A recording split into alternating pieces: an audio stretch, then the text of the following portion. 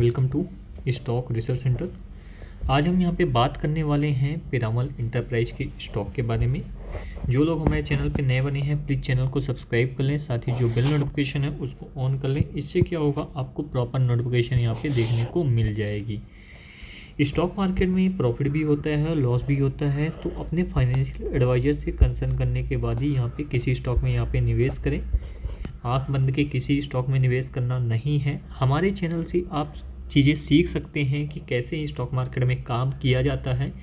तो हमारे चैनल से जितना आप सीखना चाहें उतना सीख सकते हैं, कोई दिक्कत वाली बात नहीं है। बहुत सारे ऑलरेडी हमारे चैनल पे वीडियो हैं, सारी स्टॉक से रिलेटेड लाइव चीज़ें यहाँ पे बताते हैं कि पीरामल इंटरप्राइज में क्या हो रहा है, या अदानी विलमायर में क्या हो रहा है, या सुजनॉल एनर्जी में क्या हो रहा है, या एशियन ग्रेनाइटो में क्या हो रहा है। 2024 में कौन से अच्छे ये 5 स्टॉक हैं वो भी हमने यहाँ पे डिस्कस किया है, तो इसको भी आप देख सकते हैं, कोई दिक्कत वाली बात नहीं है। ये बहुत अच्छा ये वीडियो है, ऐसा नहीं कि कोई भी गार्बेज स्टॉक हमने पकड़ा है। बहुत अच्छे स्टॉक को सिलेक्ट किया है, किस बेसिस पे किया है वो आप चेक कर सकते हैं, कोई दिक्कत वाली बात नहीं है।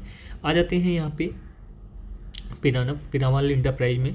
तो देख सकते हैं यहाँ पे जो पीरामल इंटरप्राइज है वो अभी ट्रेड कर रहा है 914 रुपये के आसपास। आज के दिन यहाँ पे 3.5% का अपसाइड मोमेंटम देखने को मिला।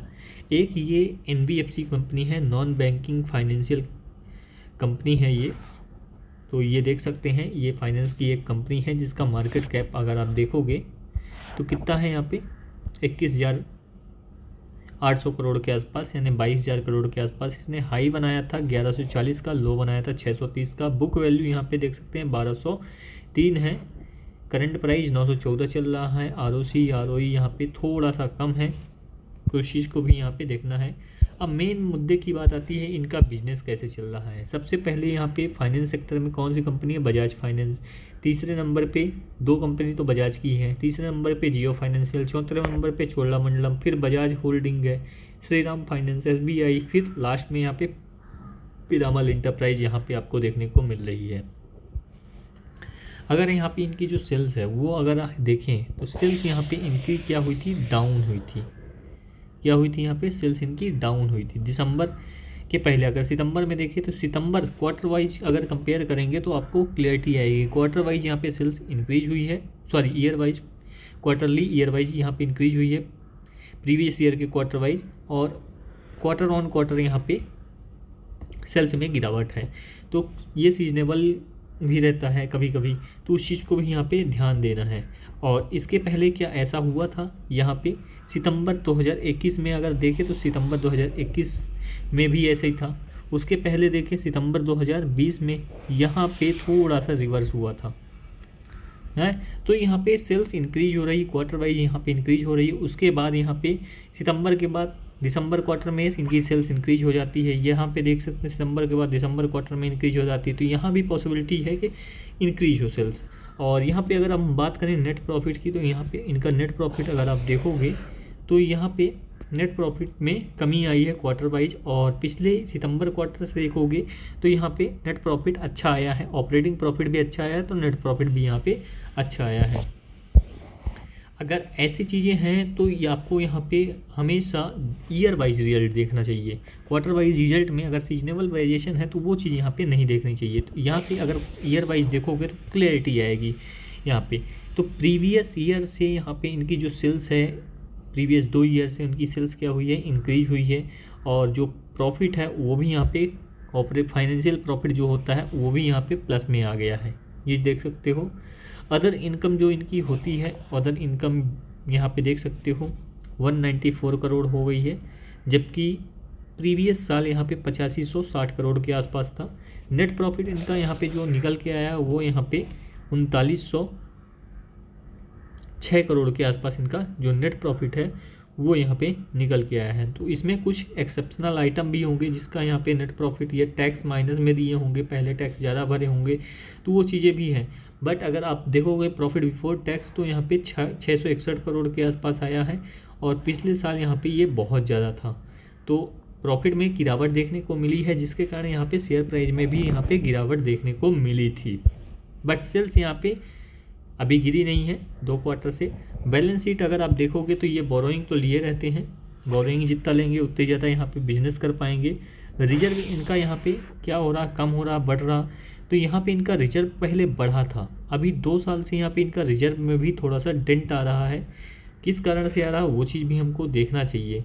इनका जो प्रॉफिट है वो यहाँ पे डिक्लाइन हुआ, और जिसके कारण यहाँ पे इनका रिजर्व जो है वो भी कंज्यूम होने लगा, तो वो चीज़ के कारण भी यहाँ पे रिजर्व में कमी देखने को मिल जाती है। और कैपिटल वर्क इन प्रोसेस यहाँ पे इन्होंने जितना कैपिटल वर्क इन प्रोसेस में लगाया था वो यहाँ पे पूरी तरीके से कन्वर्ट हो गया। अब यहाँ पे इनका जो सेल्स है वो इंक्रीज होना बाकी है। जब कोई यहाँ पे कैपिटल वर्क इन प्रोसेस में पैसा डालता है यानी वो अपने बिजनेस को एक्सपेंड करना चाह रहा, एक्सपेंड करेगा तो उनकी जो सेल्स है वो यहाँ पे इंक्रीज होगी, और सेल्स इंक्रीज होगी तो यहाँ पे नेट प्रॉफिट भी यहाँ पे इंक्रीज होगा, और नेट प्रॉफिट इंक्रीज होगा तो प्राइस में भी आपको मूवमेंट यहाँ पे देखने को मिलेगा।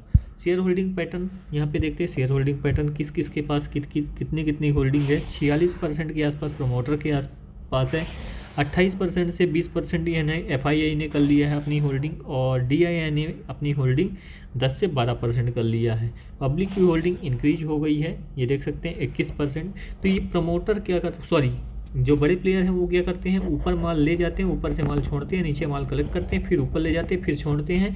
तो ये चीज़ें प्रोसेस मार्केट में चलती रहेंगी। तो आपको भी समझ में आना चाहिए किस प्राइस पे हमको पकड़ना है स्टॉक को और किस प्राइस पे यहाँ पे छोड़ना चाहिए। तो आ जाते हैं यहाँ पे ट्रेडिंग व्यू में। पीरामल एंटरप्राइज को खोल लेते हैं, टेक्निकल चार्ट पैटर्न क्या बोल रहा है वो सारी चीज़ें यहाँ पे देख लेते हैं। आ जाते हैं इस पे, ये डायरेक्ट ऐसे ही रहते हैं। पीरामल खोल लेते हैं यहाँ से, पीरामल एंटरप्राइज,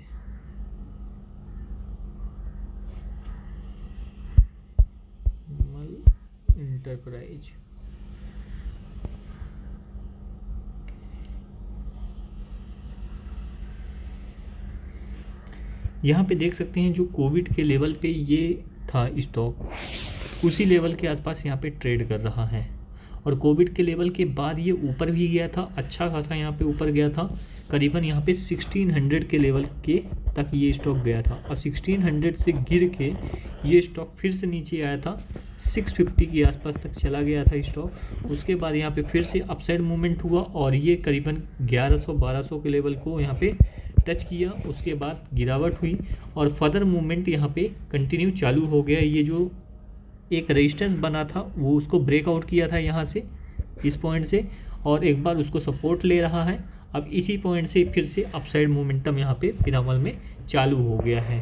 तो ये चीज़ें यहाँ पे चलती रहती हैं। अब देख लेते कोई टेक्निकल चार्ट पैटर्न तो यहाँ पे फॉर्म नहीं हो रहा है, वो चीज़ें भी हम यहाँ पे देख लेते हैं। 1 ईयर का चार्ट लगाएं। 1 ईयर के चार्ट में कोई भी यहाँ पे टेक्निकल चार्ट पैटर्न फॉलो नहीं हो रहा है। ये ओनली सिर्फ गैप फिल करने के लिए आया था। आप चीज़ें समझ रहे हैं, ये रिवर्स क्यों आया, गैप फिल करने के लिए। जैसे ही गैप फिल हुआ ये अपसाइड मूवमेंट दिखा दिया।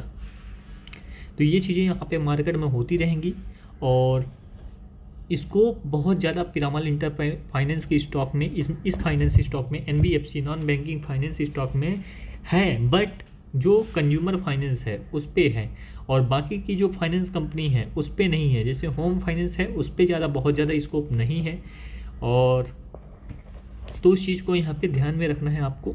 वीडियो अच्छा लगे तो वीडियो को लाइक ज़रूर करिएगा, चैनल पे नए बने चैनल को सब्सक्राइब करिएगा। इस वीडियो का लाइक का जो टारगेट है वो यहाँ पे मैं रख रहा हूँ 500, बहुत ज़्यादा नहीं रख रहा हूँ। 500 का लाइक का जो टारगेट है वो यहाँ पे कंप्लीट करिएगा, और 500 सब्सक्राइबर का भी यहाँ पे टारगेट यहाँ पे कंप्लीट करिएगा। मिलते हैं हम यहाँ पे नेक्स्ट वीडियो में।